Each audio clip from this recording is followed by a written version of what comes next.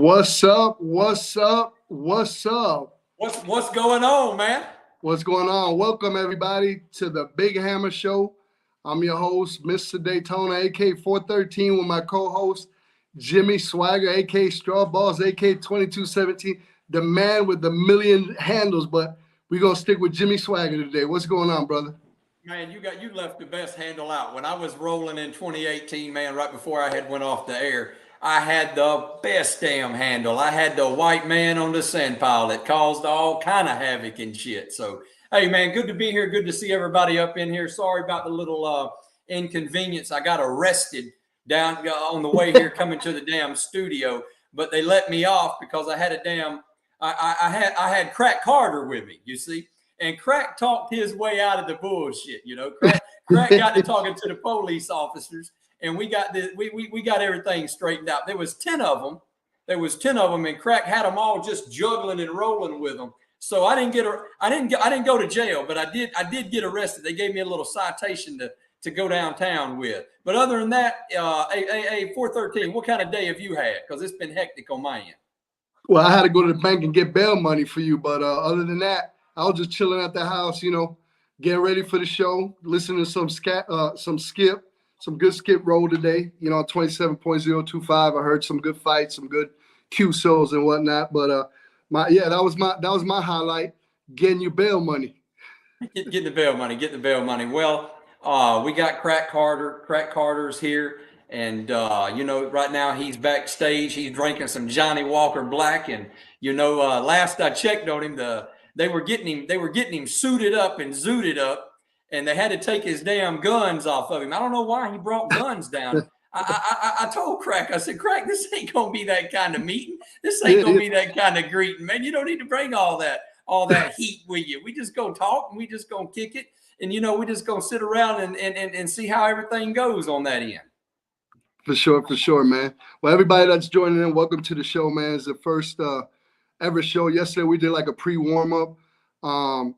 This is the first edition of the Big Hammer Show. We welcome you guys. Comment, and we'll see if we get to you guys later on and stuff. But we're just gonna get right into it, man. You know, I started out on 27.025 like back in 1998. Loved the CB hobby.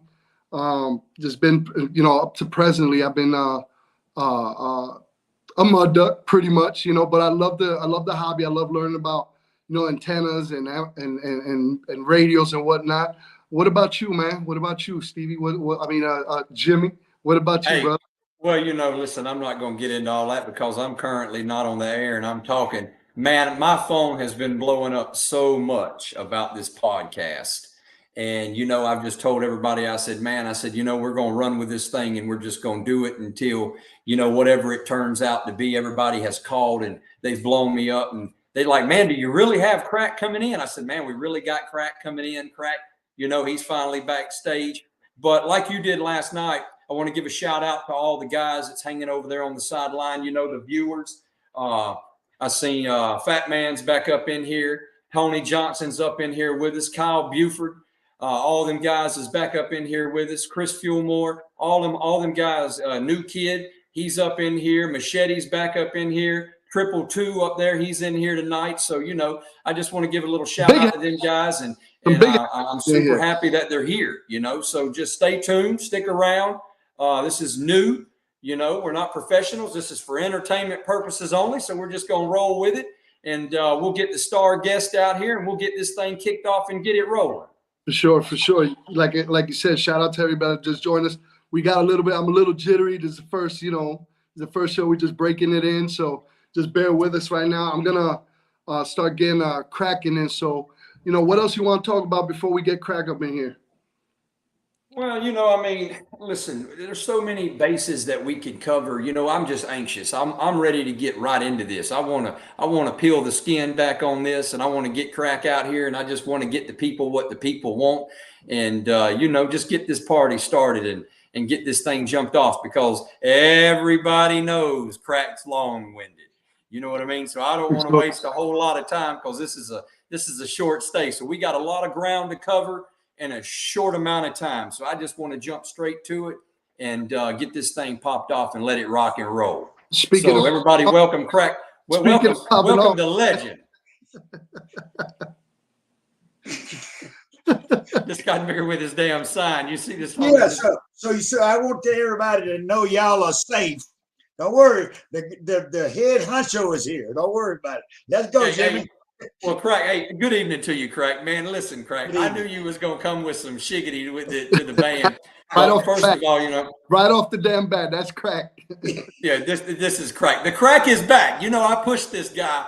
I pushed him in Power Talk to come back. And this guy finally come back because there was for a minute, Vinny, that I didn't think this guy was going to get back. And I was kind of like devastated about it because when he was down there in Longview in Texas, I had heard so much, you know, way back when 4040 was out there and he was doing the gates and stuff coming off the west side.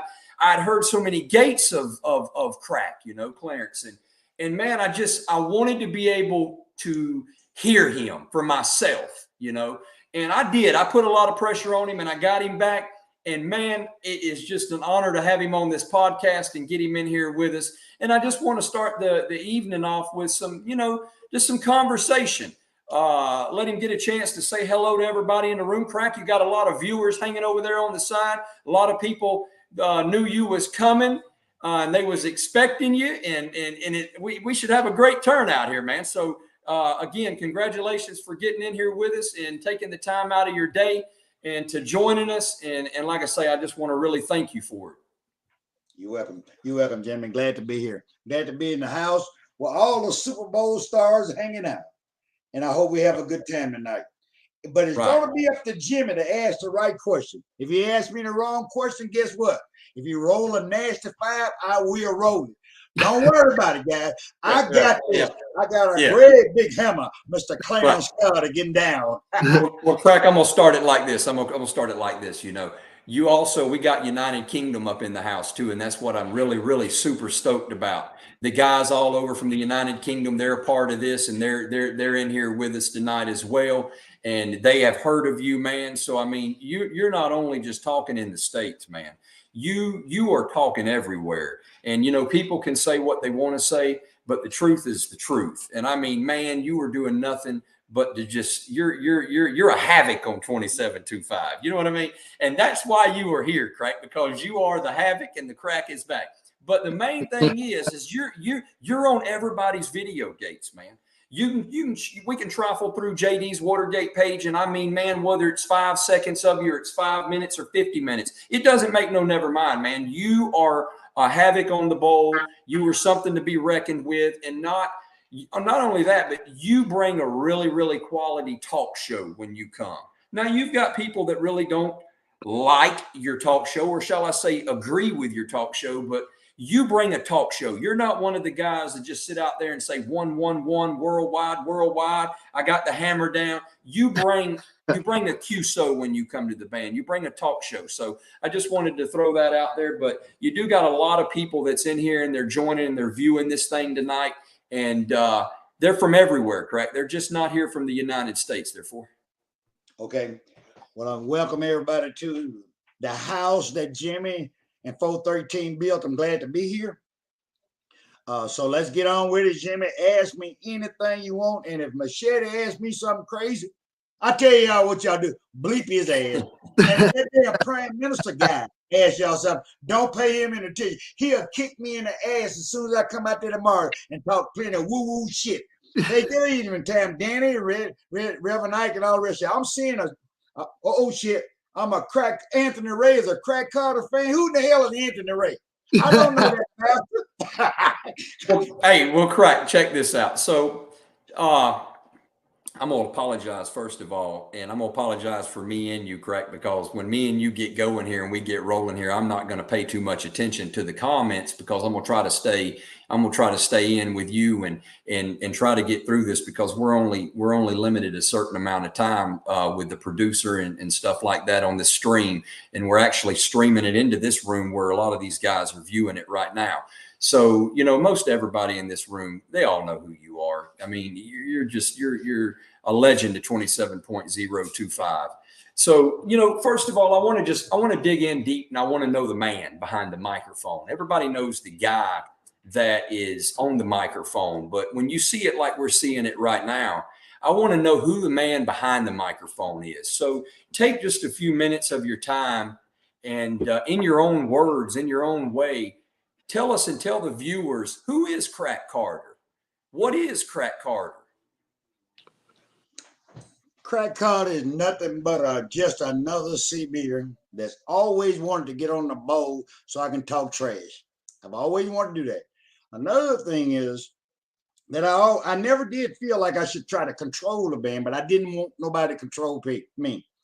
I always said this, guys. Never build a radio station to whoop no one person. Build a radio station so they don't whoop you. Because hell, it ain't no fun. It is no fun. They can get the hammer dropped on you. And Jimmy, so I started out years and years ago, they're going to building this reputation. It takes a while to do it. You're not going to do it overnight. I started out at the Super Bowl, not the Super Bowl cleanup, but I started out as Mr. Clarence C. Carter Jr. And then I moved up, Jimmy. I moved up to Johnny Mac Brown because he had 2 Coface Magnum 4.4s and a long white robe and black tennis shoes. That's when I was stepping out of Texas. I lived now in the Evergreen. I moved up here to try to start a life over. A life of what? A life of freedom and a life that I always wanted. But when I got up here in Marysville, Washington, I had a problem. I had a problem, Jimmy.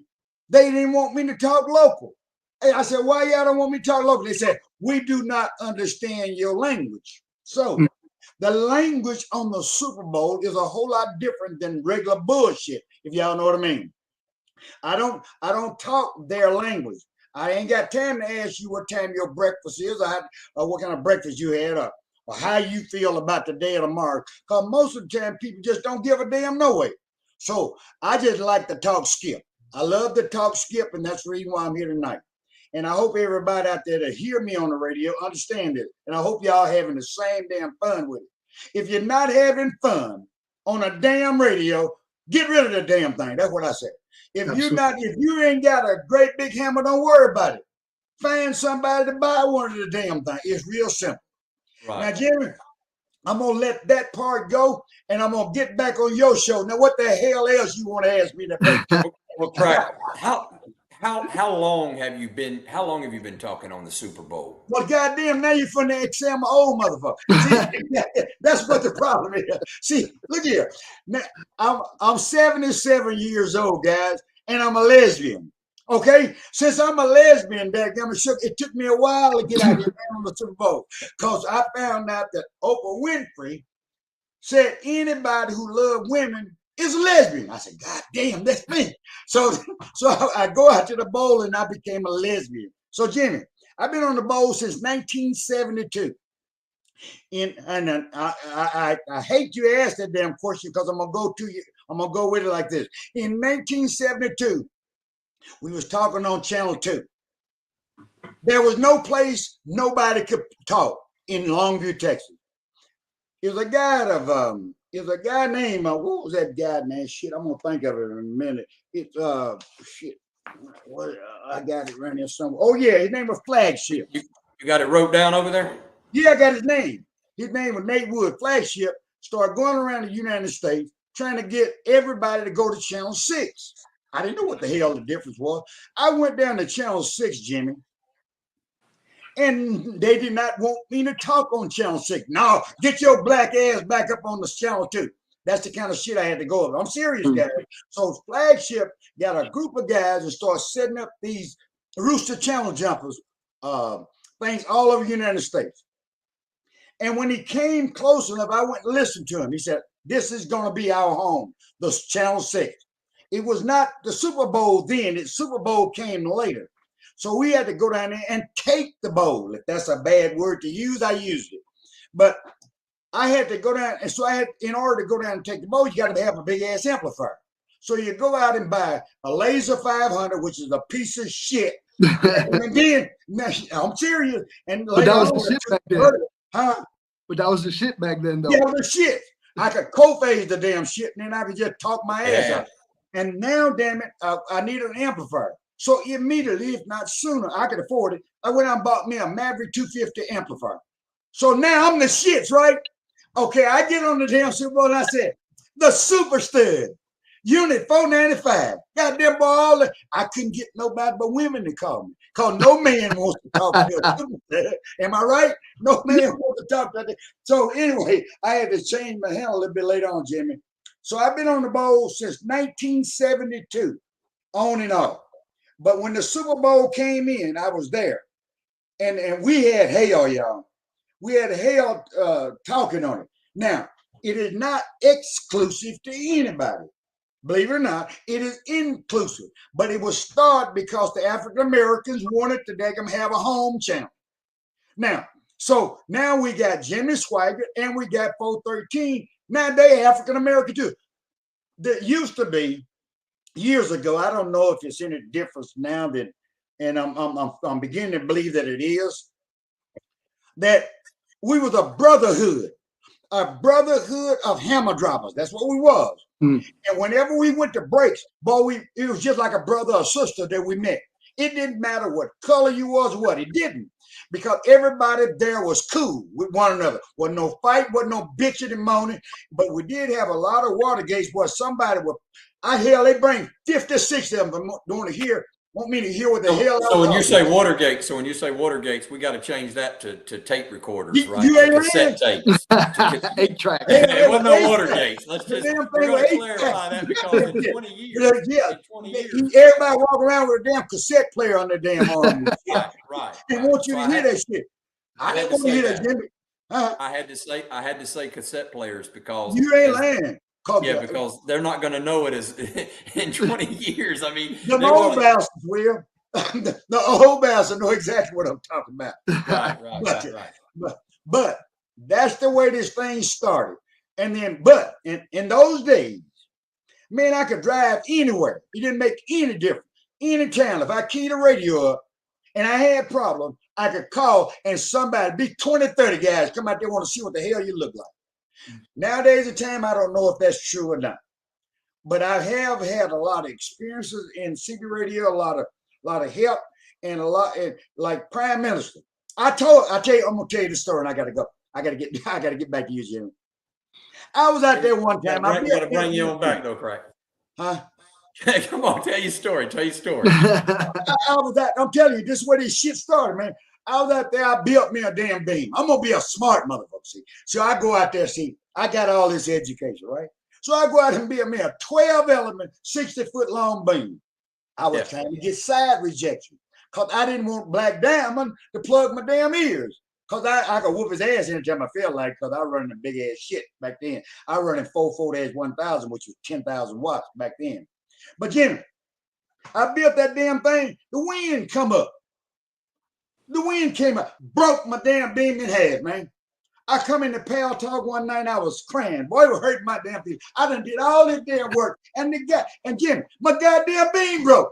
I tell Prime Minister sitting in the damn room. You know what he said? Good. Now, what kind of friend is that, man? He said his shit broke, and goddamn it, now he your friend. But check this out, Craig. So we gotta hold that part. So what I want to do is I want to back up. I want to back up a few years. I want to back up several years. I want you to tell me, where did it originate from? For you to gain all this knowledge, for you to have the knowledge that you have, to be able to come present right now where we are right now, current, and tell us about these beams that you've had and these boxes that you've ran, and to know Prime and all this. Back up 30, 40 years, back up 50 years. Where did the bowl originate from? That's what I want to get to the bottom. I want to know where the bowl originated from. The bowl originated from the concept of a guy named, just like I told you, his name was Flagship. That's what it originated. The idea, the concept came that we should have a home channel. The bowl was later named the bowl because that's what only the strong guys could survive. Only the strong would come up there. The weak mud ducks, they had to go to other channel. They couldn't survive on the bowl. So they call it the Super Bowl. That's the reason why they call it. And so we would get out there and I said we, all of us would just get out there and just raise hell and have fun. Back then, the it evolved into something a little bit different a little bit later on. And now they call it what? The Mud Duck Bowl. There's a bunch of goddamn mud ducks that come out here, Jimmy. Okay, but hey, you know, and we'll get to that point too. But that right there steers me in to ask you this right here. So the bowl was founded by African Americans. Can you answer that and say yes or Yes. no? It was founded by African Americans for African Americans to have a home channel. Do you realize when I say home is different from living in a house. Home is where you can go feel comfortable being around. That's what a home is. So that was our home channel, was Channel 6. They said, if we want all of y'all to come down to Channel 6. So that's what we did. Now, I was never a member of the Rooster Channel, Jumpers, Jimmy, but I did believe in what they wanted to do for us. They wanted us to have a home so we can go and talk skip and talk shit and run our amplifiers and our antennas and do what we do. We had a language that's different from anybody else. A lot of folk that come into this damn thing is not going to understand our language. So we can use our language. We can use our methods to our madness. That's exactly what we're trying to do. And so now when you say language, like, are you talking like just a certain style of talk, like to put swagger? Would you say that's a good word, to add swagger into the game of the lingo? Jimmy, swagger and game is something that's not taught. Swagger and game is something you have to be born with it. If you're not born with that, it's hard to do. Now, I put up with a lot of folks who said, come out there with a great big, go buy 40,000 watt, and they get out there and say, full Roger right on, I'm gone. I put up with it. But it's very, very difficult to teach swagger. You either got it or you don't. You just don't go around here just writing it on a damn book. And the last thing anybody ought to do is write down phrases or something they're going to use and then try to use on the Super Bowl. It does not float. It does not work. It's the wrong damn boat and the wrong damn captain. Right. So let me ask you. So when you hear a bunch of guys out there and, you know, they're really not talking about nothing, or they might think that they're talking about something. You know, say them guys that, you know, they have a different lingo, they have a different swagger on different channels. See, what you've basically told me is when you came to 6, it was set for you. Basically, it was just a certain lingo. You expected something out of it. You wanted the bowl was going to have a certain what's the word I'm looking for? Yeah, man, I'm lost for the word, because you when you come to, like, when I come to Channel 6 and I talk on 6, I was attracted to come to 6 because of the game, because of the style of the talk, the competition, the ambition of all the operators, competitive. You know what I'm saying? Can you feel what I'm saying right there? Right. Do you see that? Do you see that going on? Is that happening a lot right now, or would you say that it's kind of interchanging and going kind of all over the place? It's doing a lot of both and all of it, Jimmy. And the game is not only swagger. You know, you got to be able to call fights. And when I said fight, it's kind of like drag racing. 2 guys line up, or 3 or 4, and they get out there and they be fighting. What I mean is they point their beams. Hopefully they got a beam or a damn ground, but I don't give a shit what they're on. They point that damn shit somewhere, and then they say, all right, let's go. The guy on the other end need to call a fight. That's game right there. If a guy don't have game, he can't call no damn fight. That's true. If you're a fighter, you probably ain't gonna call no fights. So that means it's getting screwed up like that. In certain areas of the country, there are certain guys will not call fights. Why? Because they are fighters. So what you do is you got to find somebody that got the gift of gab, and I have named this guy. He don't fight that much. All Power is a perfect example of a guy who got the gift of gab. They got people like Prime Minister. They got people like 63. They got guys that got game. Switchblade. If y'all don't mind me using their name, you got guys that they got game. You got Young Keybird. All these new guys that came in here. And by the way, Juice. Yeah, Juice in California, he got game, but he didn't used to have game. What he did was he came and learned the game. He sat back and he listened to us talk, and then he started developing his own style. I can't go around here, Jimmy, and giving you a style. You can't copy mine. I can't copy yours, and I shouldn't. But everybody in the Super Bowl got a different style. And then if they do that, then the bowl rolls, if you know what I mean. Mhm. Everybody don't want to be like everybody else. The hell with that bullshit. Do you think You know that's what I'm what? saying? Do you think that's what's happened? Is like a young Exactly. operator. So as a young operator coming into this game, we don't have very many, but the young operators that's coming into this game, what kind of advice would you give them? Would you give them advice like do less talking and a lot more listening? If you want to be 10-8, you got to talk to 10-8 people. I mean, where's your input on that? Is for a young man coming into this game with a lot of older, more solitude of operators. Jimmy, that's good advice for any professional, anything you do, any hobby. That's good advice. Learn what you're doing first. In other words, learn the game. If I was to give a guy's advice, I'd say, hey, man, sit back and listen to what's actually going on in the bowl. Learn it. Get with somebody who's doing it. Don't never ask nobody shit, Jimmy, that ain't never done it. If they don't know how to do shit, don't ask them. Ask somebody who know how to do it and then go from there. But Right. it ain't something you can teach. A person need to be willing to learn. You can be the best teacher in the world, but if you're not not willing to learn, you can never learn shit. And that's the way that works. You got to be willing to learn the game in order to play the game. Absolutely. Right. So that drives me in. I'm curious, because of where I've been and what I've seen and what's going on. I've been in this since 2010, 2011. And I had the privilege to meeting you and hanging out with you at different occasions and different stops along my path of life in this hobby. But with all the animosity that the bowl is undergoing right now, with all the stuff, the drama and all that, as being current where you are and what you've been through in the past of seeing the bowl start, seeing the bowl established, seeing the people that has grew on the bowl, seeing the legends that has fallen. Where's your mindset on, just with the competition and all the animosity that's among us right now as one? Jimmy, how this animosity got started, I am confused at how it got started. But here's an idea. Here's what I believe happened. The animosity come when you go out and spend about $50,000-$60,000 to have your radio station and it don't work.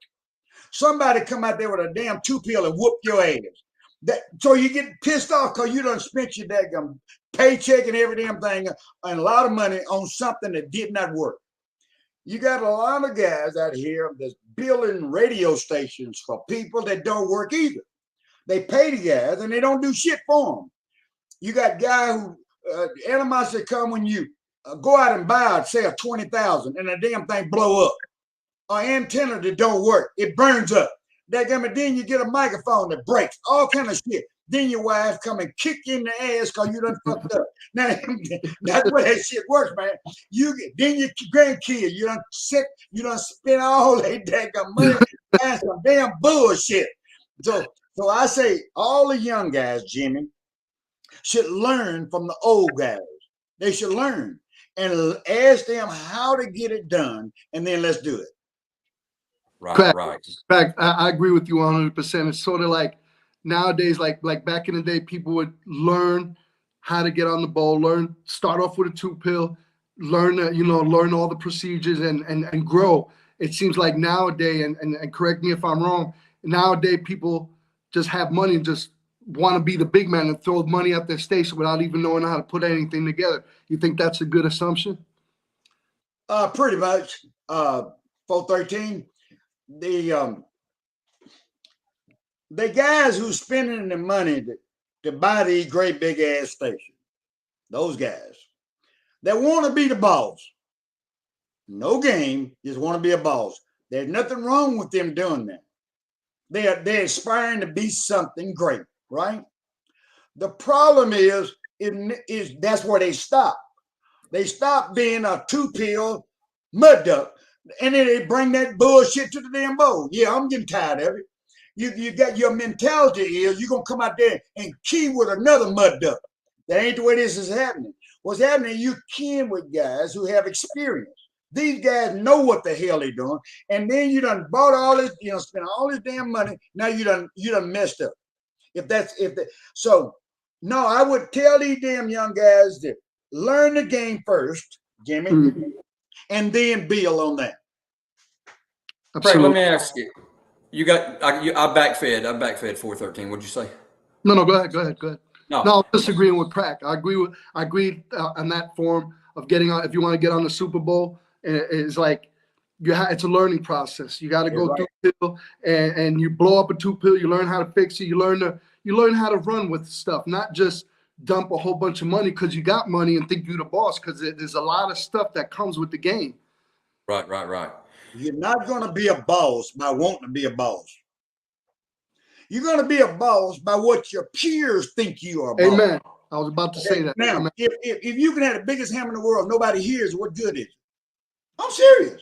So if you get out there and you point that damn thing towards Australia or some damn way, but your damn condition somewhere else, you got a big ass hammer and don't know shit. Don't know nothing. Don't know shit. Craig, are you comfortable saying? Have you heard this before? Like everybody want to be the boss until it comes time to do boss shit. Oh hell yeah. And enlighten me in your opinion, Craig. Enlighten these guys, man. What's your opinion on that right there? I think it's a great idea here. I heard a real good friend of mine say that one day, and I was knocked on the floor with the idea that he's right. A boss don't get out there and say, Jimmy Swagger, I'm the boss. 41111. I'm gone. That ain't boss shit. You know what a boss do? Let me tell you. Here's what a boss do. Hit that damn foot pedal. Say, hey, Jimmy Swagger. All these children out here playing in our playground, they need to go sit down and watch the old men dunk the basketball first. They're too small yet. Let them grow up a little bit. Then we're going to show them how to dunk the ball. That's the kind of shit. Now, when you do that, bam, the band go clear. What? That damn 111 guy went that shit, didn't he? He gone. I've heard you state several times, and we're open about this. I told everybody yesterday, me and 413. I said, man, I want to hash problems out. I want to hash the BS out. I want to open things up, pull the skin back on stuff, and take a deep inside of look and see what's going on. But I've heard you say several times that you feel like that there's certain things going on the bowl, and like certain people is trying to show a certain dominance, and not unless I don't think you can change the Super Bowl. The Super Bowl is what it is, but just show a certain dominance. Do you feel like that there's certain guys out there that's trying to turn things or do things, whether it's looking for fame or they're just trying to flex their boxes with muscle power? What do you feel about that, correct? Oh shit. Here we go. Oh shit. Now here y'all go. Close your damn ears. Because he done asked the wrong damn question to Clarence Scott. So close your damn ears. Yes, there are. Now I'm not gonna name any name because I'm supposed to be politically correct, right? Right? Politically correct. Yes, sir. I'm gonna be yes.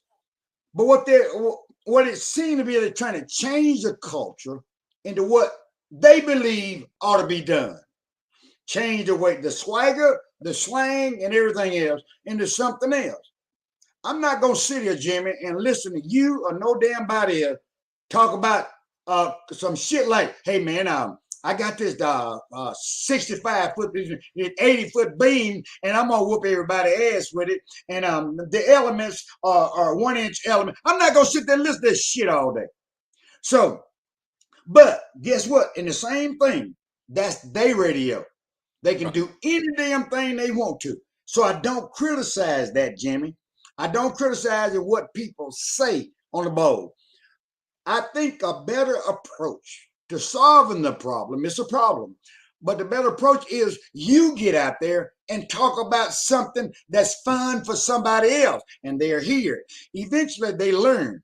They find out that nobody want to talk about their bullshit. They just want to hear your bullshit. Right. And that's the basic thing, Jimmy. You cannot change what another person have in mind. The only person you can change, Jimmy, in 413 is yourself. If you can't control yourself, then you can't control others. So the worst thing you do is try to control a grown-ass man. That's not the way you do it. You get out there and you set an example like my father did or like your father did. Go out and have good work ethics. Do what you need to do. Do what you need to do to build a hell of a radio station and talk like it's fun to you. If it's not fun, get out of the damn business. If you can't take the daggum pressure, leave it alone. That's exactly what the Super Bowl is all about. Because the Super Bowl is not for daggum the weak-minded bastard that done come on the bowl who's thinking they running shit. Because they ain't no damn one man run nothing. That's right.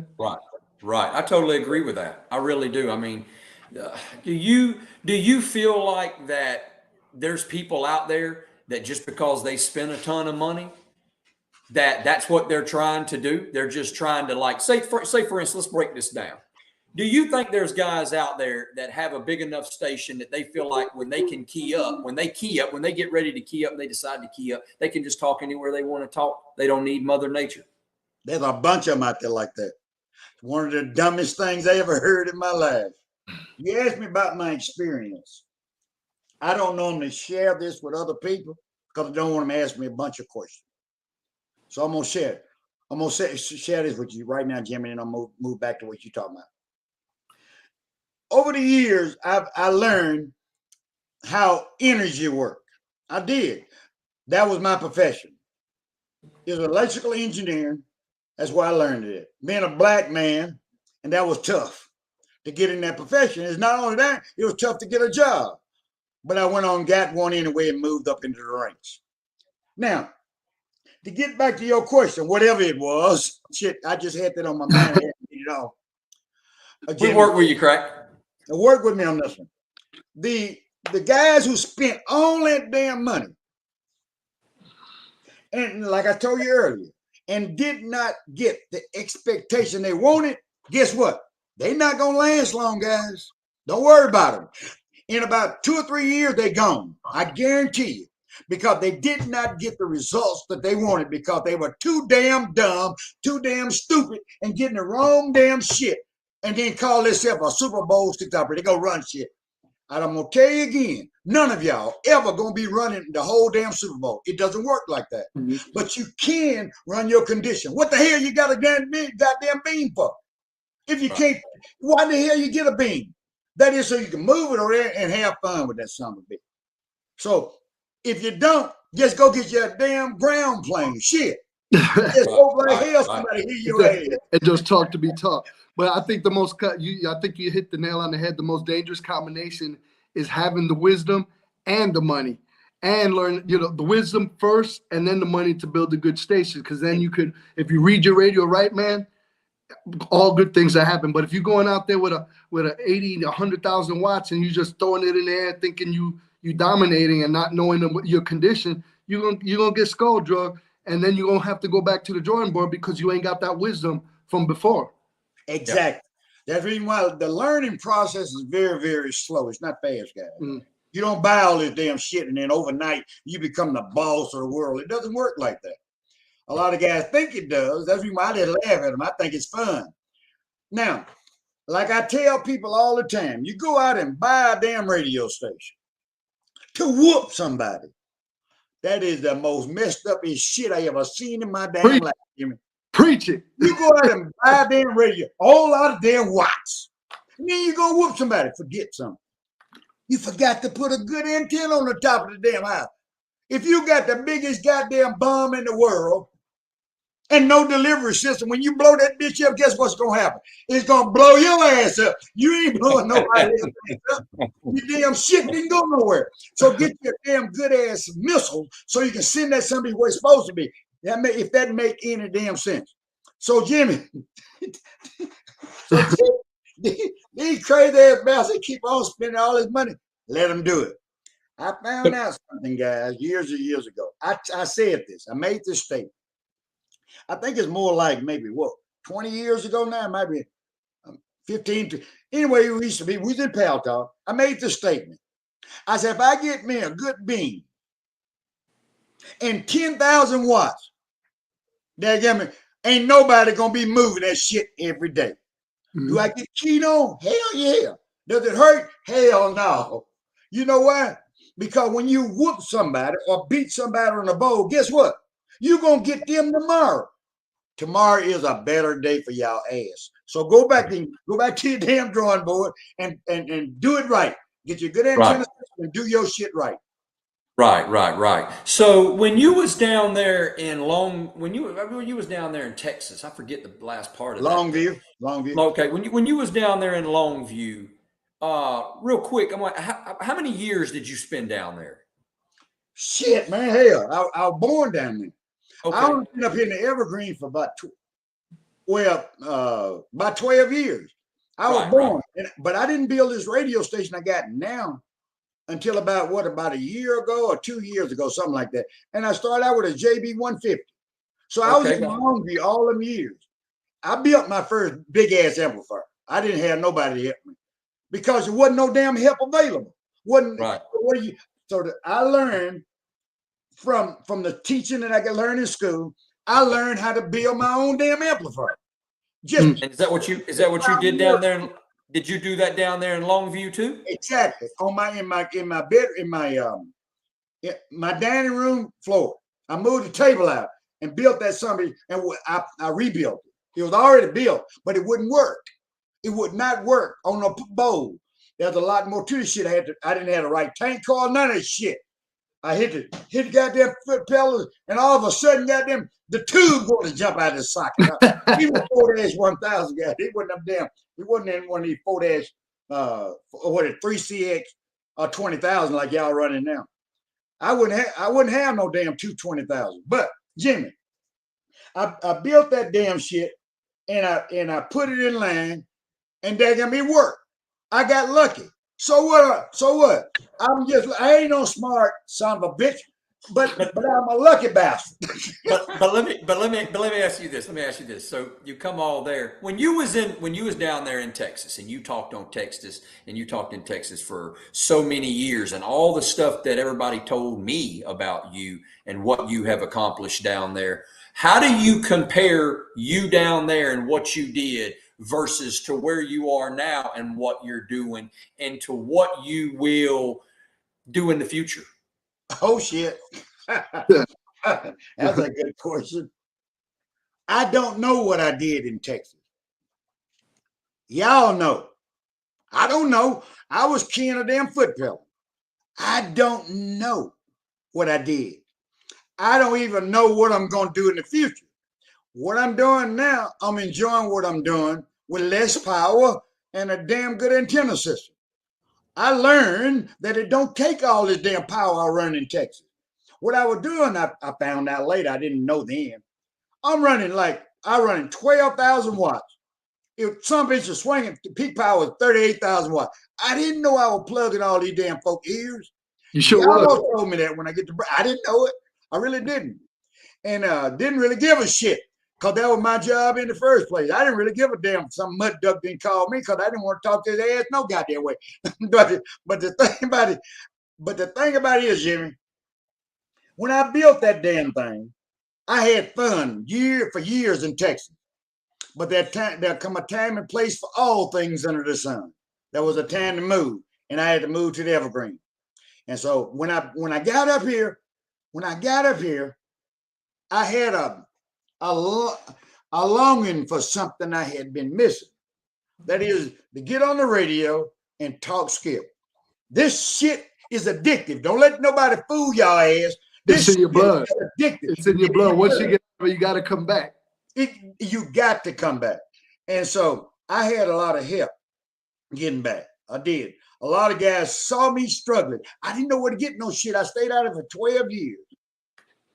And when I got back, I didn't know where to get shit no more. I had help to get where I am today. And now I ain't raising no whole lot of hell, Jimmy. No, I am not the boss of Evergreen. I'm the one in Evergreen. I'm the #1 shit talker on the West Coast, bar none. I would agree with that, but something just popped in my mind. Something I just agree. popped in my mind, and I know 413 is probably going to catch a funny out of this one. And raising people pissed offism to its highest level of pissivity. That's what I like doing. And then sit back and laugh at them them motherfuckers. Oh, excuse me. But crack. Let me ask you something. Crack. Did I lose audio? Did I lose audio? No, you good. You good. Come on. Okay, because mine's backfeeding a little bit. I apologize for that, but it is what it is. Hey, so Crack, I have to ask you this because I was told this and I seen a little shadow of something. Crack, they said they spotted you just before you struck the foot pedal and got back on 27025. They said, man, you was in there eating some cake and drinking wine and shit. And they said, man, they looked around and looked over their shoulder and they seen you run out the parking lot. And they said you had a great big old thing, something underneath your shoulder, and you was headed to the SUV. And 5 days later, you was struck on the Super Bowl. Now, what's up with that, Crack? I got home and got a phone call. And the phone call said, Crack. So where you get that bluegill? I said, what bluegill? Man, they said, man, you got 220s up there. I said, hey, 220? When did I get 220? I don't know about this shit. They said, now how in the hell you going to get 220s up out of your arm, Jimmy? So you know they had to been a lie. So somebody saw me do something. I did not pick the damn thing up and put it in my car. And it wasn't an SUV. It was what the hell was that damn thing? I think it was a Cadillac or something. Anyway, I drove down to New Orleans. So I raised the trunk up and somebody put the damn thing over there. And then, but when I got home, I caught hell getting that bitch out, boy. Okay. I found I ain't feel as strong as I used to be. So I had to get my mama. My mama, 93-year-old, to come out there and help me get that damn thing. I said, shit, mama. I said, mama wanted me to be happy. So I got there and then I had to ship the thing to California. I shipped the thing to Washington. $800 later, it got here. Now, if anybody, y'all want to know what it is, Jimmy? You want to know what the box is? It's right behind me. Let me see it. See it? I'm going to point it to you. See that damn thing right here? Yeah. Do that look like 220,000? I've never seen a box, Crack. I don't know. Goddamn. Oh, man. I'm going to show you guys. Look here. Y'all see it? Yeah. That's a 2-pill. That's the 2-pill. That's a 2-pill.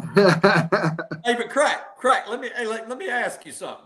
Hey, so Crack, so you got back out there. You got to talking on the radio. You're back on the radio. We all know that. You're doing an awesome job.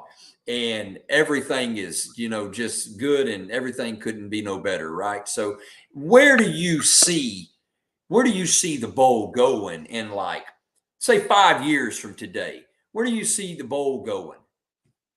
Unless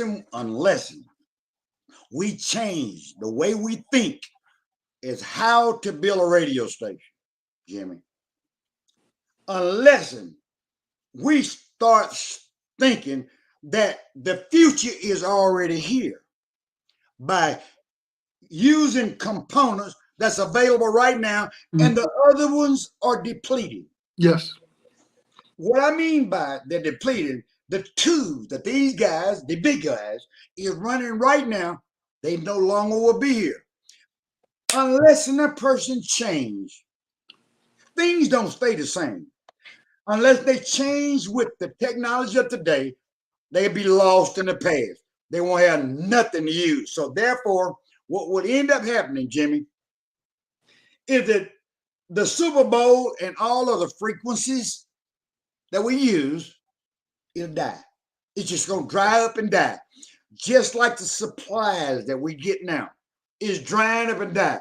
Unless we have an innovative attitude about how to change things, to make things better, to utilize the power that we have better, I guarantee you it will go down the drain. We will no longer be in the Super Bowl VI operators. We'll no longer have nobody to talk to.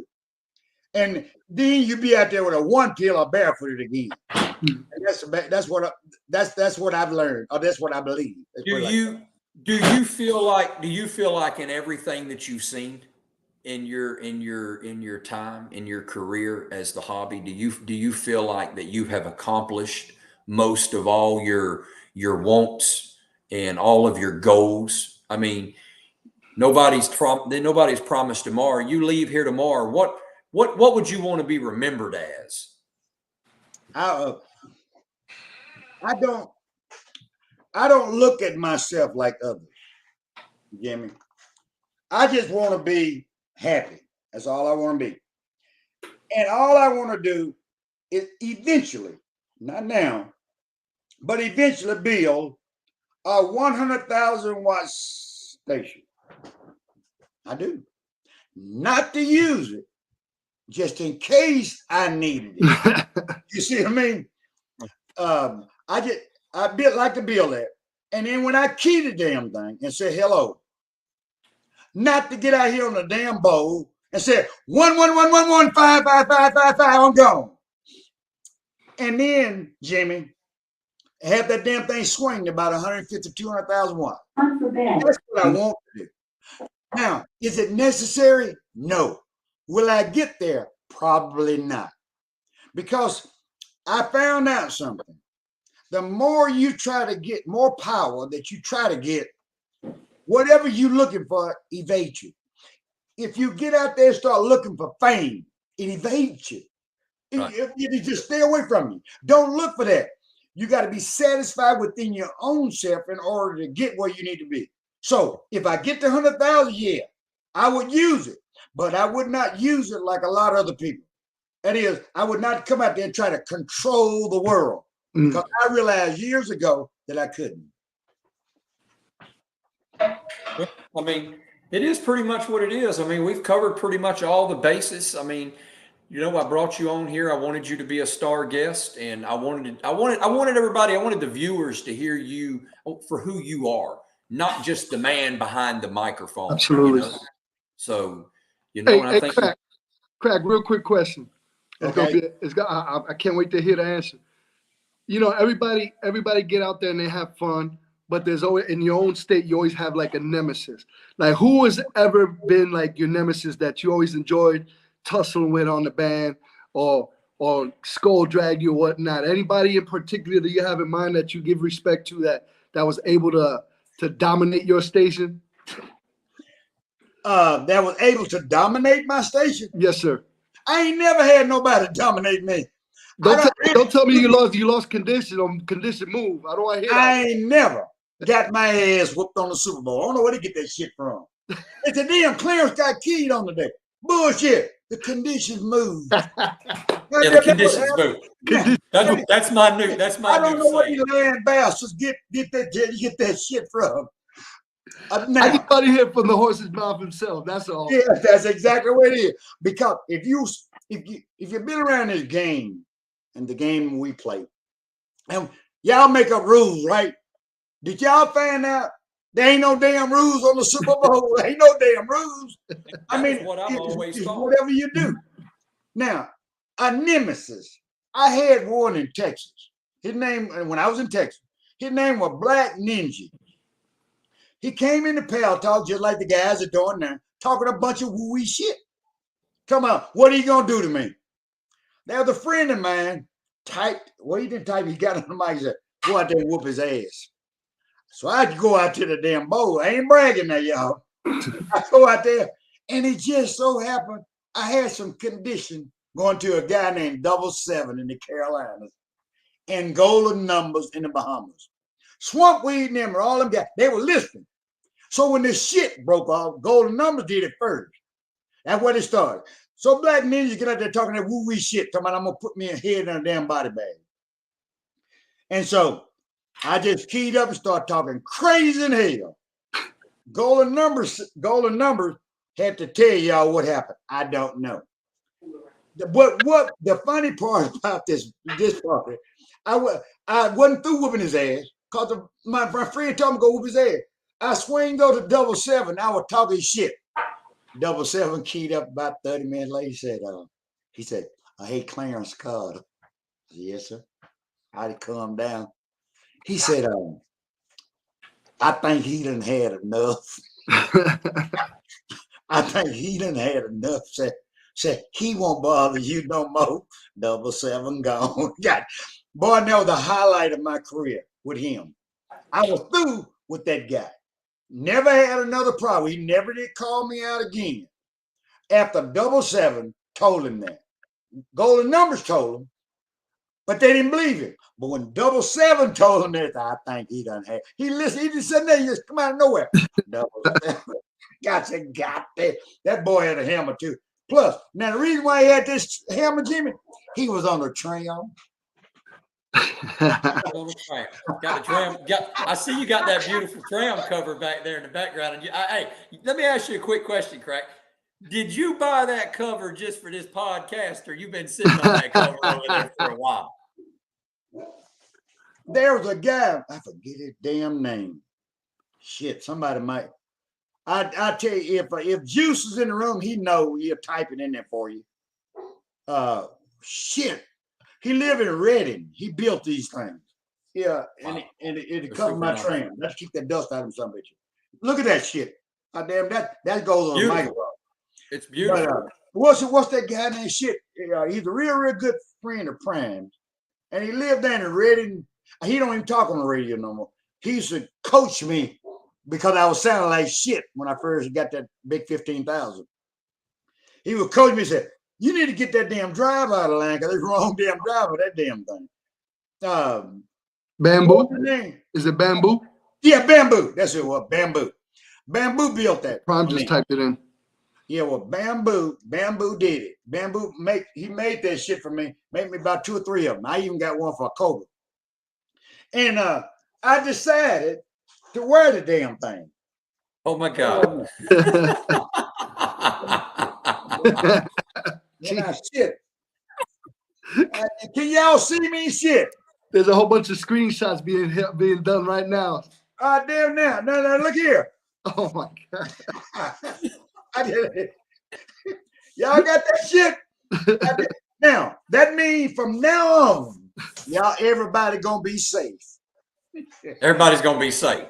Hey, but Crack, let me leave, Jim. When I got that damn title, Jimmy, all the animosity is gone. It's all gone.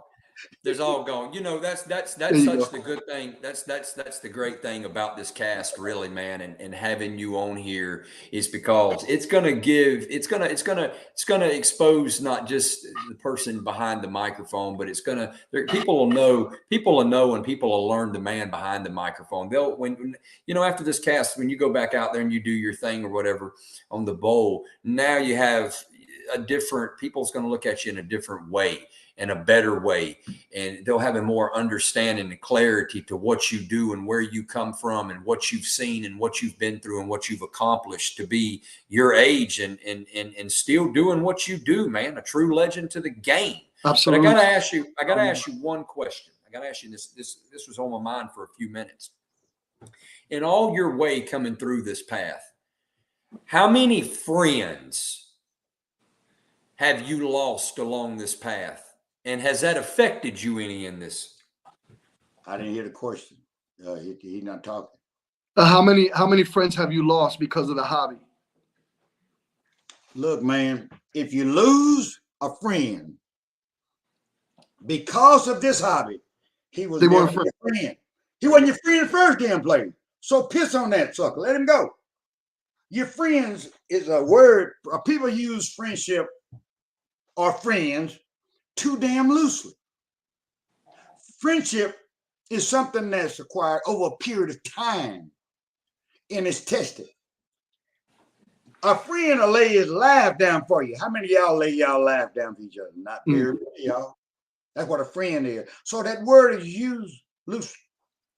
I've had one that I know that would do that. And his name was Mr. Easy Rider Sr. Right. Mr. Easy Rider Sr. was my friend. Tell you something else about friends, guys. You can talk to a friend on the telephone about something personal and you'll never hear it again. That's a friend. If you said something to somebody and you hear the same shit somewhere, like if I get out and say, hey, Jimmy, I saw 413 out there fucking a donkey. And then you go over there and you start talking about it to 413 or somebody else, and it get back to me. Now, what the hell is that? Was that a friend? Nope, it was not. So Jimmy, I have never lost a friend except when he died. When the Easy Rider Senior died, I lost him. Now, do I have a lot of acquaintances of people that I rely on? Yes. Yes, I do. I do. I know, let's put it like it. When I got ready to put my antenna, and I shouldn't even say this about him because I don't want nobody to think that we real good friends and shit like that. When I got ready to put my antenna, there's only one guy took a damn fancy ass damn machine and came up here and set the standing wave ratio on my damn antenna. And his name was Prime Minister. He came up here, parked out in my driveway. He didn't come in the house. Went right straight to the damn antenna, put his fancy ass machine, some shit. Hell, I don't know if I can even afford it.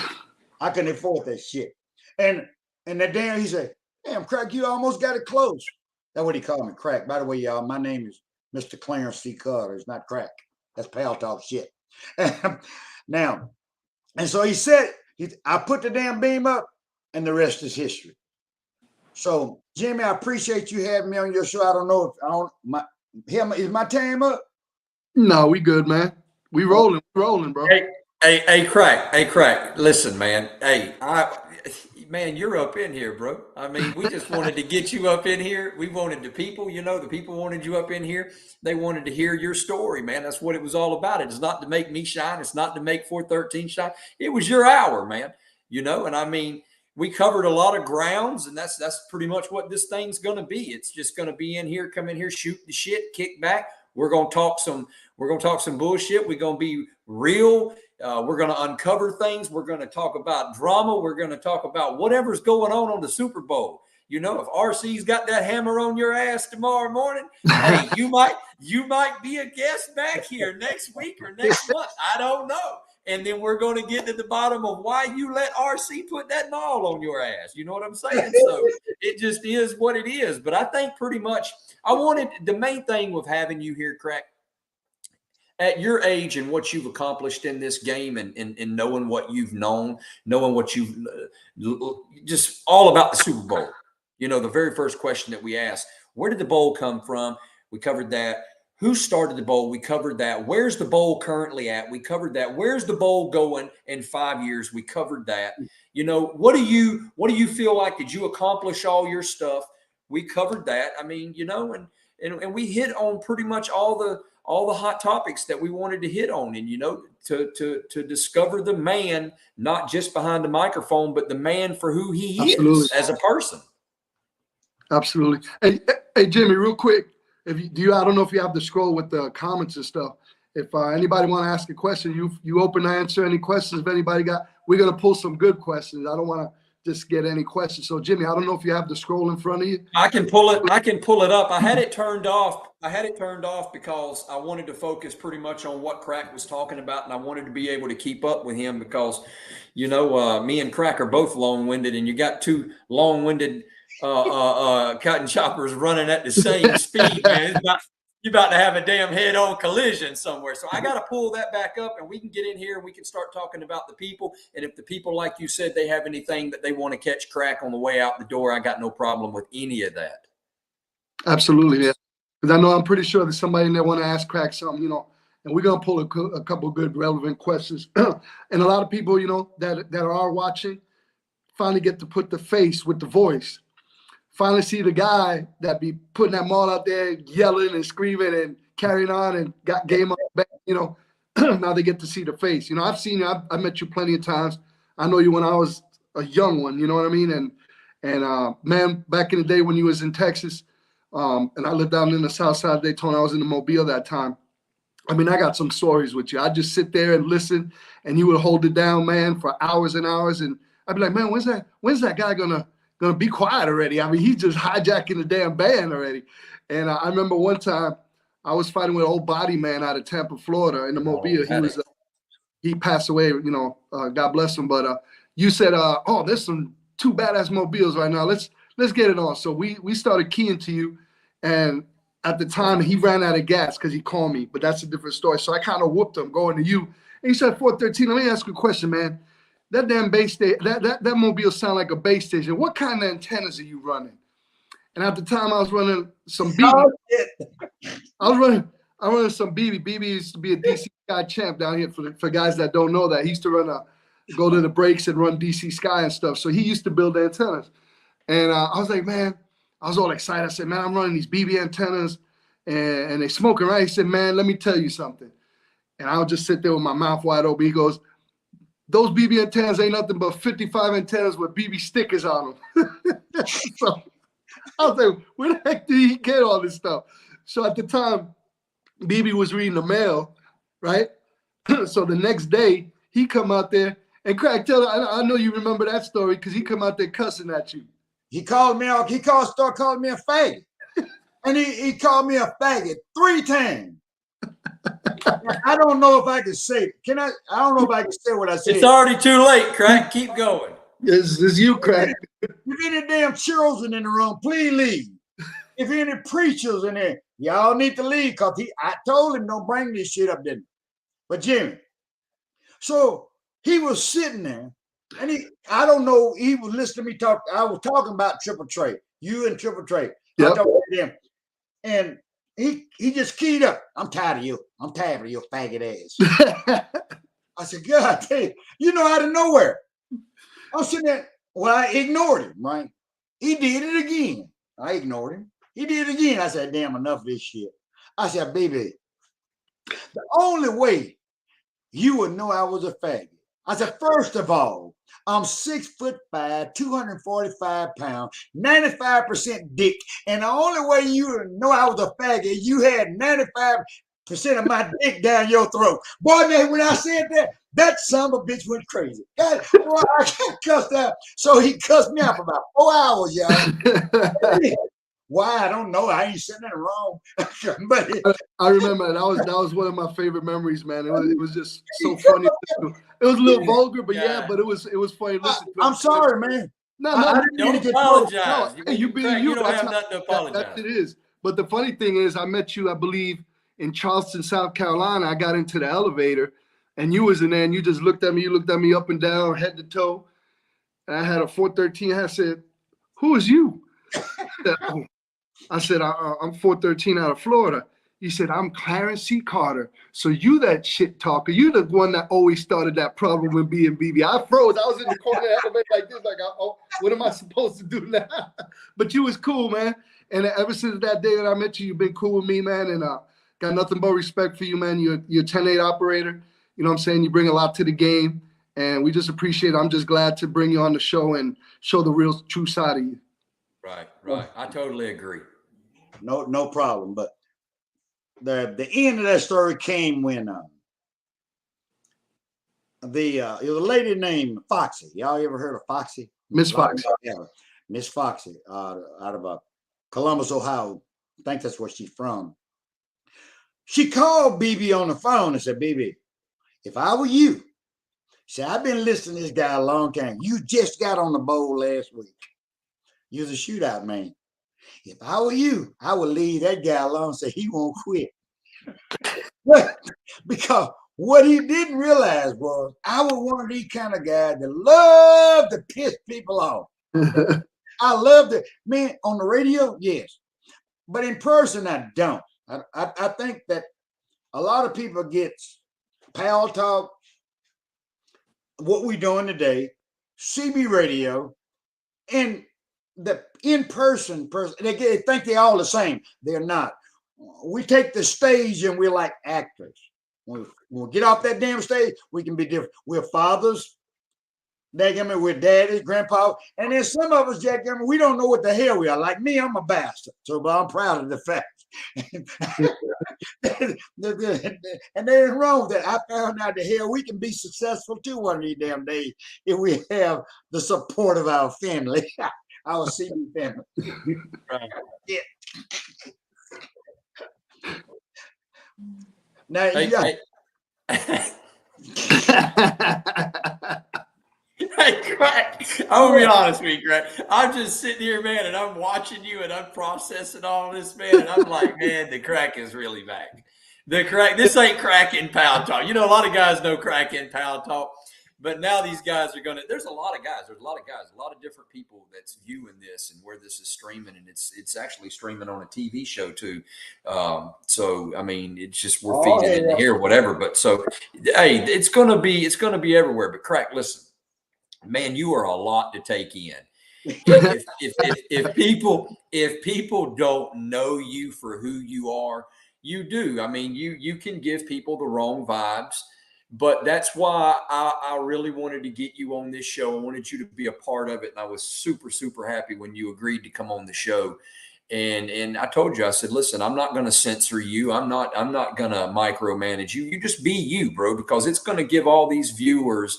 And it's going to give the guys on the bowl. It's going to give, and you know, I get so tired of hearing that. This is going to be a platform of CB. You understand? Just CB, United Kingdom CB, 28 CB, 22, 26 back in the day, 14, 12. Even if the Spanish guys, if they're able to understand what's going on, then I want them to be a part of this too. So, I mean, everybody hears you, Crack. I mean, you are talking just like that. Everybody hears you, and now they're going to know who you are. And just like you, got more guests that's already scheduled to come on the show. And this is a good thing. I think this is a really good thing, and I think it's gonna be an eye opener. You know, so like I say, I just wanted to take the time to personally thank you for everybody, you know, for being a part of this and helping us build this. But we ain't done yet. You get your list there to see if we get some questions going for Crack real quick before we cut them loose. Take off with that thing. Hey, y'all post your questions to Crack. Some serious questions now. I know you guys. We always put up and everything, but I'm gonna give it a few seconds to start scrolling, see what questions they got, and I'm gonna pull them out, and we're gonna just rapid fire ask you quick questions. Crack. Oh shit.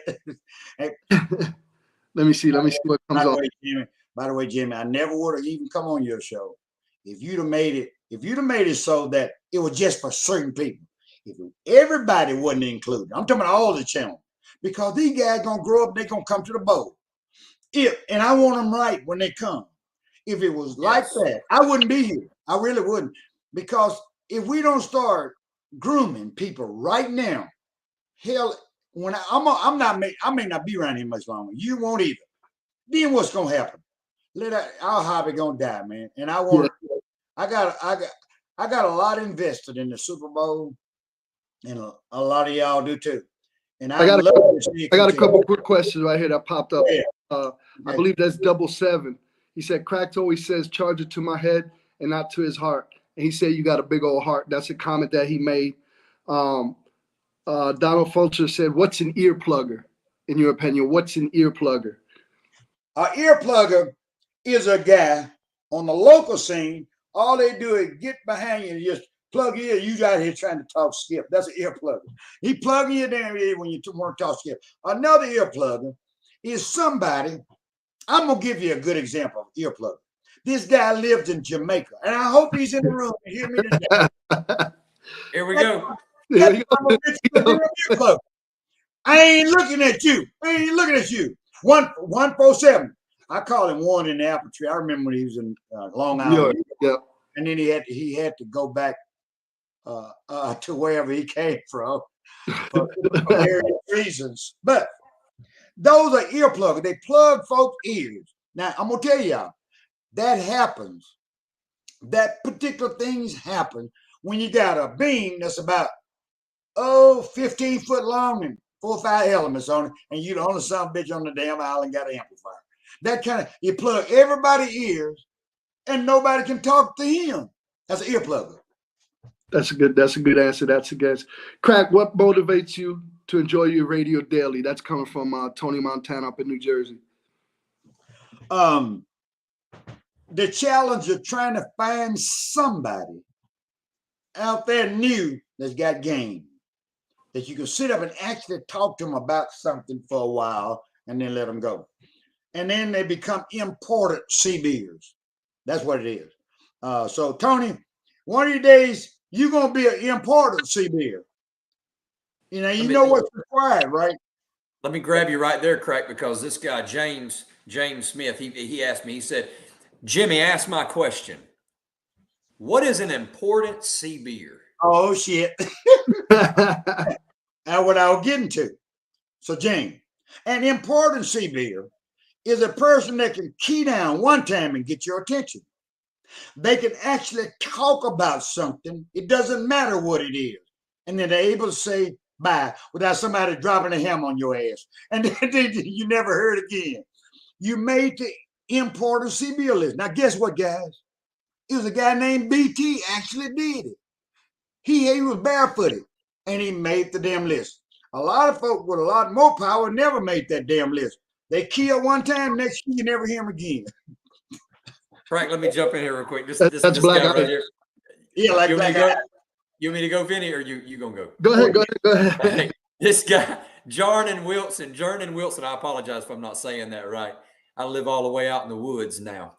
I'm away from a school or college. Hey, Clarence, I got a question. Will you be in New Orleans this April? And is Big Boss really a booger-faced bastard? Big Boss is a booger face, no good tractor face bastard. You damn right he is. You damn right. But you're not gonna say that to his face, because that son of a bitch carry a 2-part Pearl Handler Magnum fofos, and he don't mind unloading now one up in your ass. He'll bust a cap. He promised to do me like that, Jimmy. But you know what I told him? I said, Big Boss, I eat bullets and shit razor blades. If I don't give a damn about my ass, why in the hell should I give a damn about you? That's the crack right there. No, I'm not going to New Orleans. I'm going to Grand Rapids, Michigan. Jack Duffy, real quick, Craig. Jack Duffy, he wants to know if you can turn around and show all the boys the dozy meter. Oh, hell yeah. Let me say, hell. Look here, guys.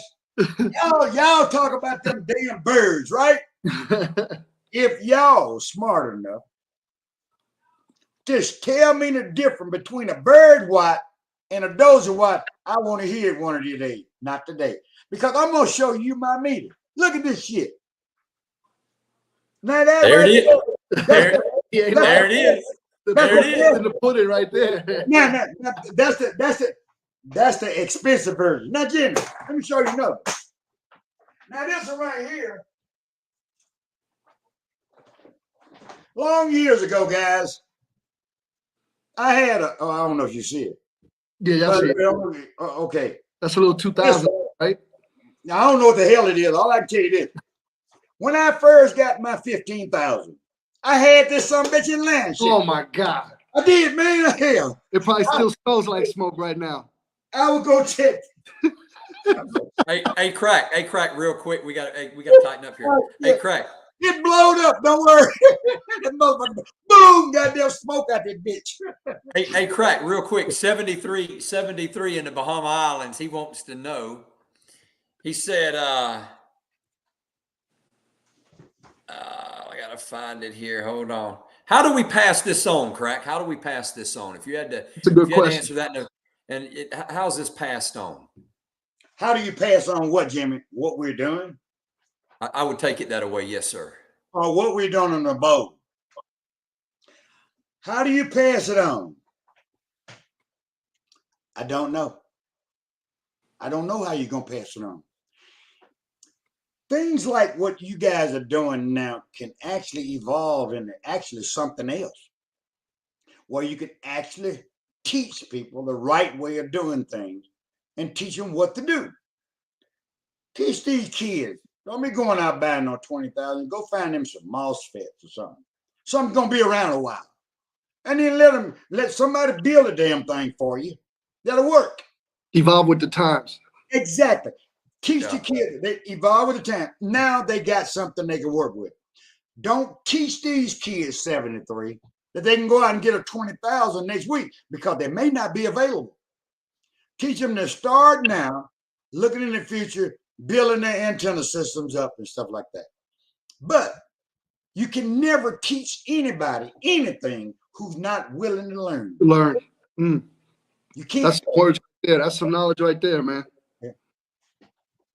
I gotta get him. Shit, I'm proud. I'm proud of this motherfucker right here. Right? Hey, Craig, does it still smell like smoke though? God damn. Y'all don't know what Watt smell like. I smell Watt. It's still coming out of there. I did something with about 12,000 watts. It went boom. I said, what the shit? I did another one like that too. Drake.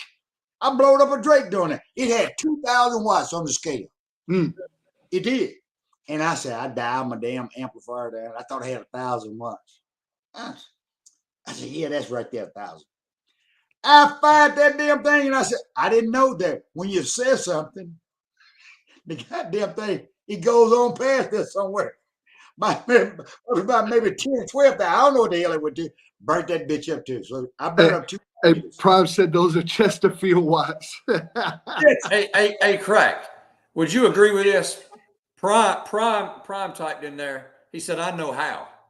We have to learn to be more inclusive as opposed to exclusive. Exactly. We So need to be working. more inclusive. We need to be learned. We need to help people learn what we do, as opposed to criticizing them to the point where we start excluding them. If you start excluding people, your game or your craft does not grow. If you got a bunch of guys that's in an electrical engineering school and you kick everybody out but one person, it only grows by one. So you teach a bunch of them and then spread them out. And now your craft or whatever, it learns from that. So that's where we've got to start bringing people in and then teach them. If they're doing something wrong, do them just like you do your children. Beat their ass. It's just that simple. If you teach them and they don't learn, whoop their ass until they learn. Ray Johnson over here. He says, ask Clarence Carter, if I make it to Washington, will he meet me on the cut? What the hell's a cut? Did he say on a cut? Maybe he's got Trigger. Maybe he's Roy Rogers and he's gonna ride Trigger. I don't know, Crack. Trigger's dead. If he dig up that son of a bitch, well, he can have it for himself. But Trigger's dead. Now, if he comes to Washington, will I meet him somewhere? Probably. Because I don't. More than likely, the only reason why he want to do that because he want to meet me. I hope you ain't coming to kill me or something like that. But actually, my wife is hoping that shit. I don't live so damn long. Now, hell, if I die tomorrow, shit, I'd have had a good life. I hope it's a little bit longer, but Crack, but I ain't gonna meet him in no goddamn cunt. Hey, Craig, Hey, I want to ask. W from Puerto Rico waving at you. We got guys from Puerto Rico listening, so Is in here.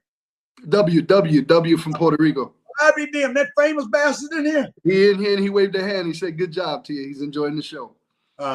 Thank you, W, for showing up.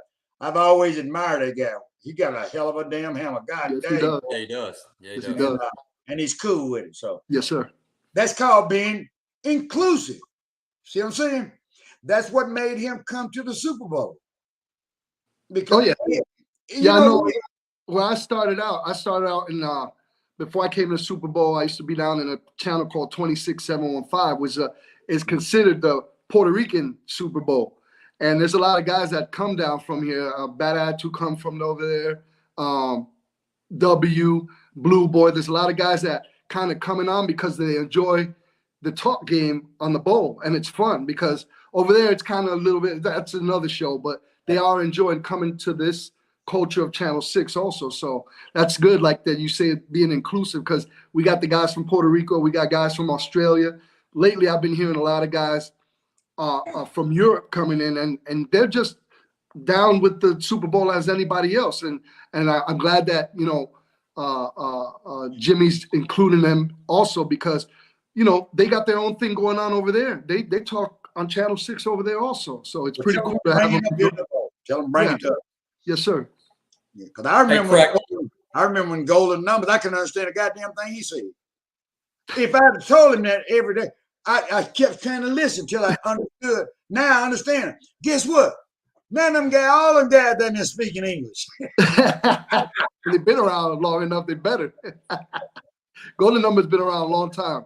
Yeah. But yeah, man. So what's up, Jimmy? What are we gonna do? We gonna wrap this up or what? I mean, I'm glad to have I got two hot questions here. okay. One guy's texting in and he's like, ask Crack who has the best water. Who has the best water? The best water. That's damn. what I was asked. I guess he's wanting to know who's the best in the water. No. I don't know either. Cause who that shit that Jimmy that 413 drink, I ain't gonna drink it. I drink Arrowhead. This I ain't drinking that shit that them damn maggots was in. This one here, Crack. I think this is a real good one right here. Mike Ballinger asked this question to you, Crack. He says, ask Crack who he looked up to in the hobby. That's a good one there. First person that I looked up to, he dead now, was Carpetbagger back in Ohio. His name was Carpetbagger. And there was another guy, believe it or not, it was a guy named Deputy Dog. And he lived in Moline, Illinois. I looked up to him. Tell you the reason why I looked up to both of these guys. Not only were they 10-8 on the Super Bowl, when you saw them in person, they're some of the nicest people you ever want to meet, willing to help you any way they could. That's how I looked up to him. Carpetbagger, I never seen him meet a stranger. He was a nice guy, I'm telling you. And it was but those are the two that I looked up to the most. Him, Deputy Dog, and Carpetbagger. Growing up. That's a great answer. How about, I think Luke Miller's up and he said, who was Crack's first mentor? That's a question he asked. Who was your first mentor, Crack? Me. That's good. I mean, I don't. A mentor means somebody need to be with you all the time, teaching all facets of everything. I never had that. Mine was at school when I was learning how to solve problems, and so that would be my teachers. They would be my mentors. But in the radio hobby, I didn't have any. I had to learn everything that I know. I had learned everything I know from what I learned in school and apply it to the radio. That's why I learned it. Now, have I had somebody help me? Yeah. In other ways, yeah. You know, as far as right now, shit, the only somebody probably can teach me any damn thing is Prime Minister, because he's the only somebody I listen to. Because the rest of these lying bastards allowed to tell you anything. So I ain't gonna listen to that lying ass. Prime ain't gonna lie to me about no damn radio shit. Painkiller in the Carolinas is asking. Shit. Uh-oh. Yeah. He says, ask Crack where was this piece? Who wants to take over the bowl? But we covered that kind of. We went in there. That's a very deep conversation. Okay. Too, by the way. I'll touch it. Y'all ready? Oh my God. Derail, 955, and Motor Mouth Mall. And oh yeah, Budweiser when he get out of the hospital, Budweiser. These guys got some of the biggest damn amplifier you ever had. Now, Jimmy Swaggart went down there in Florida and built a great big ass station over a guy house named 413. Now he's supposed to be taking over the damn bowl, so he's involved in it too. Man, all that. But those guys came now in their defense. 955. He told me. He said, I like the competition on the Super Bowl. That's why I'm down here. So I'm going to build a station so I can be the boss of the Bighorn. You know what I told him? I said, unless you learn how to read conditions, you're wasting your damn time and money. That's what I told him. But if they want to aspire to be great, let them go. Let them try. But their idea of taking over, rather than being inclusive, they're being exclusive. Are you following what I'm saying? When you want to stop everybody else from talking, and that's your main objective, you're fucking up. That's when the hobby go like that. Yeah. Go down, man. To go to shit. When you have bad intentions. When you have Right. bad intentions are no good for any sport. If you're playing football, to give you an example, and your intention was to go out there and break the damn quarterback neck, and you do it, was that good for the game? That's the reason why you got a flag. So anything that you do, you need to have some type of a limit as to what you want to do or what you can get away with. Oh, that's Great. fair enough. That's fair great. enough. Appreciate that answer. Somebody said, man, I scrolled down and didn't get his name. He said, but in your opinion, right now at this very moment, who's the most 10-8 station that you think is currently on the bowl, coming from anywhere? That I've heard. That you've heard, in your opinion, who you think is the most 10-8 right now? Oh, shit. It don't got to be in one particular. You could name 2 or 3 or whatever, the top guys that you think are 10-8. There's a lot of guys out there, man. And I'll start out with these guys. They're 10-8. Their intention is wrong, but they're 10-8. I'll start out with 955. It's 10-8. Big Boss is definitely 10-8.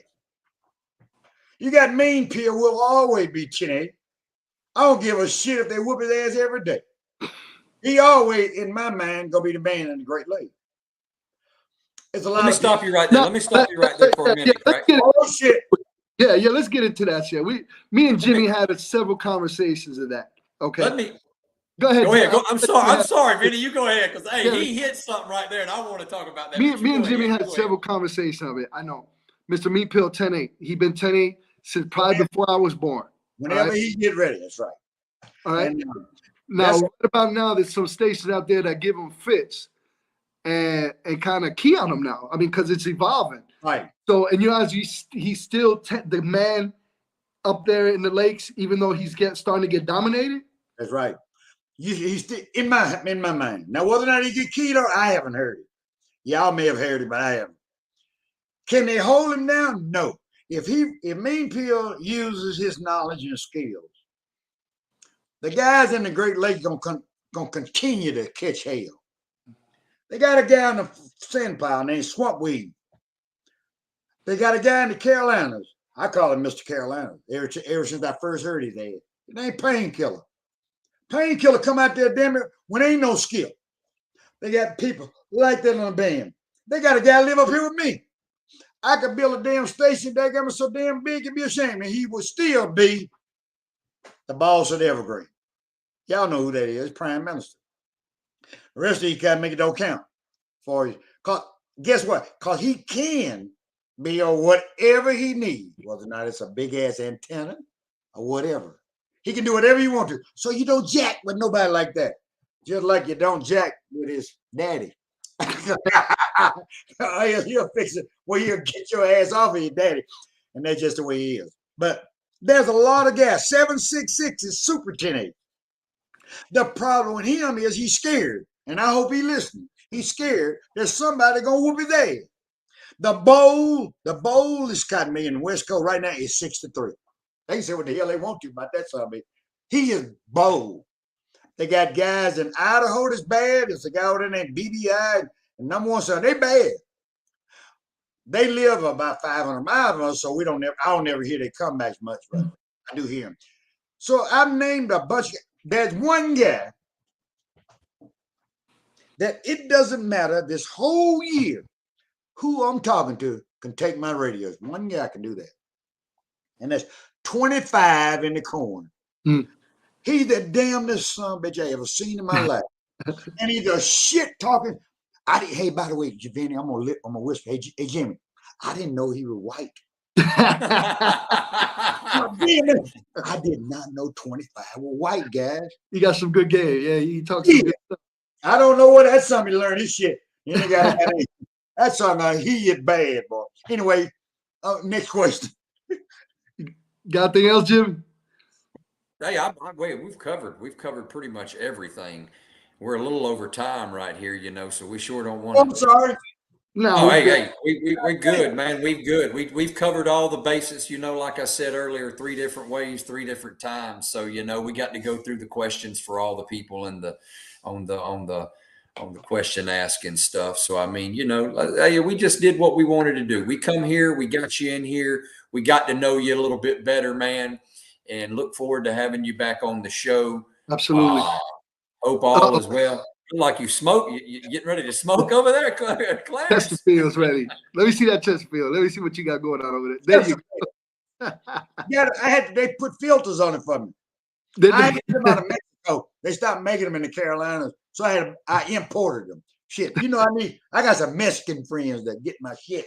you got some Yeah. connects. You got Yeah. some connects. His name is Juice. Juice got some friends that they bring that shit on their backpack. So when you come, hey, Crack, when you come back, see if Juice will get you a 12-pack of Corona or Modelo, and you Oh, can hell pass them no. around. Because if I get it from Juice, he'll leave out a peed in them and pre-topped it. Hey, no juice. No. Well, real quick, when we, here probably next week, I hope to have the phone lines to where these guys, they can call in. That's when it's going to get a little bit more interesting. We'll have guests on the show. That's the game plan, is to have a star guest every Saturday, 8 p.m. Eastern Standard Time. And then we'll have it set up to where, the callers can call in. That way, if the star says something that intrigues somebody, or, we can just rebuttal that right then and there, dead on the spot, and get straight to the nitty gritty and hash that bullshit out there. So, but once again, appreciate everybody for support. Thanks, man. Appreciate everybody. Oh, real quick. I didn't name Everybody's- some people. I'm gonna get pissed. They're gonna get pissed off at me by not saying them. Like Ebony King and King Snake and that group of guys. There's a bunch of guys out there, 10-8. They know who they are. Yeah.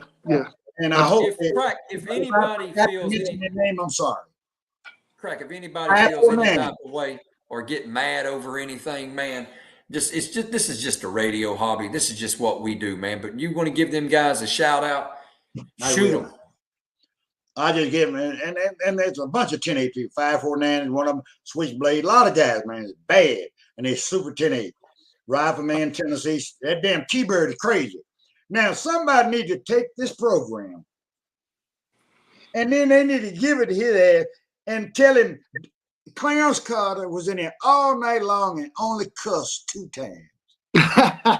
There was a better over under how many times you were gonna say the F word, right? There was some side. There was a side bit. How many times I gonna say it? Oh yeah, what's what we said?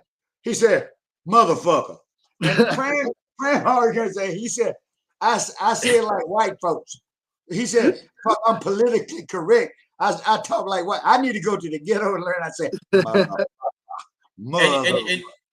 And you kept the grand lizard hat sitting on the floor behind you. Hey, Yeah. hey, but listen. Don't worry about it, guys. I got your back. I got your back. I got you. I am. I live in Marysville, Washington, home of the Grand Wizard. Well, when they saw that bastard, I had more pool than he did. So they made me the Grand Dragon. That's the highest order. So now, all you black folks can be included with the white folks. And guess what? We're going to solve the problems of the United States. Hey, but they Crack. You know what? I want to touch on something. There's problems. And everybody bitches about the problems that's on the bowl, but there's problems on 28. There's problems on 6. There's problems on 11. There's problems everywhere you go. And people just make problems. So, it just, we work, we practice to do better as humans. And that's just how we get through things. It's called life, bro. LIFE. There's always going to be, you can't please everybody coming into this, me and 413, we just talked about it. We're not going to be able to make everybody happy. There's going to be haters. There's going to be thieves among us. I mean, it's what it is. But one thing about this that's going to separate it and make it different from what other people try to copy and jock and all that. You said it yourself, Crack. The gift of gab. You can't read no book. You can't be taught this. You're Crack. born with it. You can't puff or sniff it. You got to be born with it. That's right. If you Crack, can't man. puff it or do what? You got to be born with it. If you can't puff it or sniff it, you got to be born with it. That's the way it works. That's right. That's right. And I'm going to leave you on this note right here because I heard this shit on 27025 the other day. Everybody wants to be a boss until what? It's time to. Until it's time to do bullshit. That's right. Hey, Crack, I'm going to wrap it up right there on that end. I'm gonna give a shout out to the United Kingdom guys for coming. Super stoked about having all them guys up in here and being a part of this. Spanish guys being up in here from the Spanish channel, 26715. I want to thank each and everybody from the top of this room to the bottom of this room, all my homeboys down there in the islands. Shout out to One Peel in Barbados. Much love to you and the wife, man. And look forward to bumping it down with you coming real soon. All the boys in the Bahamas. Golden Number, sorry you couldn't make it, but maybe you'll catch the after show. Not least but last, Prime Minister. I appreciate all the support, appreciate all the help, and I appreciate you sticking around and to making time to make the whole show. Yeah. Don't forget to tune in every Saturday, 8 o'clock. We're gonna have different guests. We ain't gonna announce it no more. We're just gonna have them on. Keep y'all guessing who we're gonna have on. But don't forget to join us on YouTube, the Big Hammer Show on YouTube. We're also on Blackjack TV. If you guys download the app, Blackjack TV, it's a free channel, it's free TV, and we're gonna be on there. We're actually on there right now, live on Blackjack TV, and also in the Super Bowl VI Skip Talkers. If you guys get a chance and get a couple minutes out your time, that I posted a lot of pictures from past breaks. You know, John Deere. There's a whole bunch of CBers that you could put a face to the voice. So check that out. And glad you guys came in. Glad you guys joined us. Had a great time. This is an awesome inception. Awesome first show. Jimmy, anything else before we go? Yes. If you really truly enjoyed the room, it'd be really, really helpful if everybody would just take 5 seconds out of a busy day and click all the likes and make sure you guys share this. And we put a lot of time into this to make sure that it's good entertainment and solid entertainment for you guys at home and to give you guys something different. So make sure you guys hit the share button, hit the like button, and we will look forward to seeing you guys over on YouTube. And that's where we'll be, you know, that's exactly where our goal is to be. Our YouTube page is already up. So by next Saturday, I hope to be streaming this on YouTube. And there was one more thing that I was missing. Boom, boom, boom, boom. Make sure you hit the shares. Make sure you hit the likes. And I appreciate all y'all support. And we'll catch y'all next time. Oh, I got a mind blank. It came back to me. Well, he played the music and I lost it again. So God bless y'all. I'm out of here. Squeaker down here just trying my little bitty station down here where I